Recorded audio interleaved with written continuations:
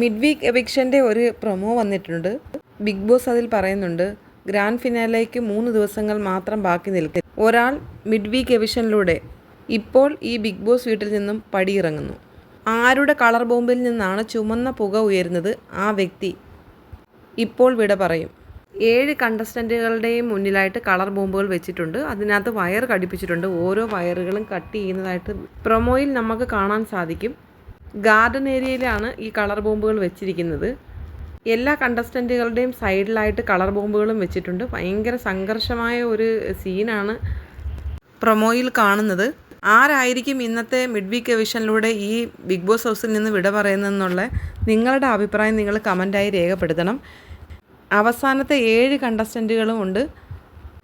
അക്ബർ, അനീഷ്, നെവിൻ, ആദില, നൂറ, അനുമോള്, ഷാനവാസ്. നിങ്ങളുടെ ഇഷ്ടപ്പെട്ട കണ്ടസ്റ്റൻറ്റിൻ്റെ പേരും കമൻറ്റായി രേഖപ്പെടുത്തണം. കപ്പടിക്കാൻ സാധ്യതയുള്ള കണ്ടസ്റ്റൻറ്റിൻ്റെ പേരും കൂടെ നിങ്ങളൊന്ന് കമൻറ്റ് ചെയ്യാൻ മറക്കരുത്. വീഡിയോ ഇഷ്ടമായാൽ പ്ലീസ് ഒന്ന് സബ്സ്ക്രൈബ് ചെയ്തേക്കണേ. മറ്റൊരു ബിഗ് ബോസ് അപ്ഡേറ്റുമായിട്ട് വീണ്ടും കാണാം.